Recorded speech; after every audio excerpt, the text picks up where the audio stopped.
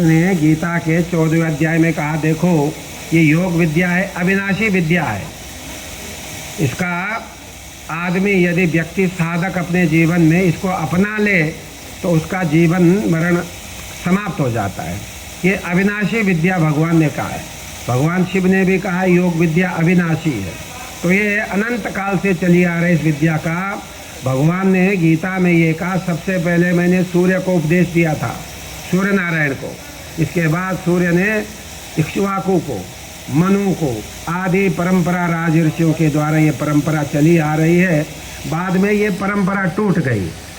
तो अब द्वापर में भगवान कहते हैं युद्ध के मैदान में, अर्जुन उसी योग को मैं तुम्हें उपदेश कर रहा हूँ जो मैंने सूर्य नारायण के रूप में पहले सृष्टि के आदि में इसका उपदेश किया था, तो उसको मैं आज तुम्हें बता रहा हूँ।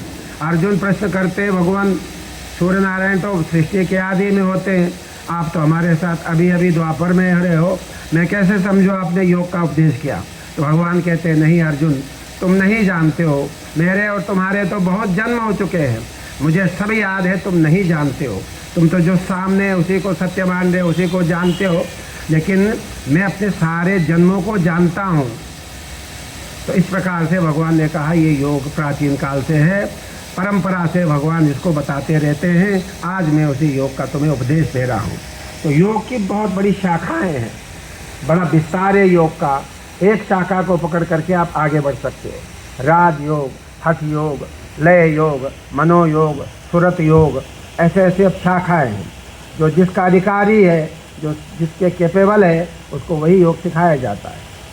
तो ये बृहद कोई सा अंग पकड़ ले आप, उससे फिर हम लोग मुख्य रूप से पातंजल योग, पातंजल का मतलब आजकल जो आप समझते वो नहीं है, कैवल्य सिद्धि जिससे होती है, जिससे आत्म साक्षात्कार होता है, वह है पतंजलि जी का लक्ष्य।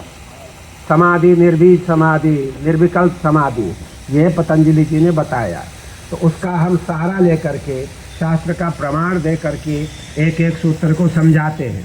गीता का भी सहारा लेते हैं, उपनिषदों का सहारा लेते हैं, वेद का सहारा लेते हैं, भगवान शिव के ग्रंथों का सहारा लेते हैं, गोरखनाथ के ग्रंथों का सहारा लेते हैं।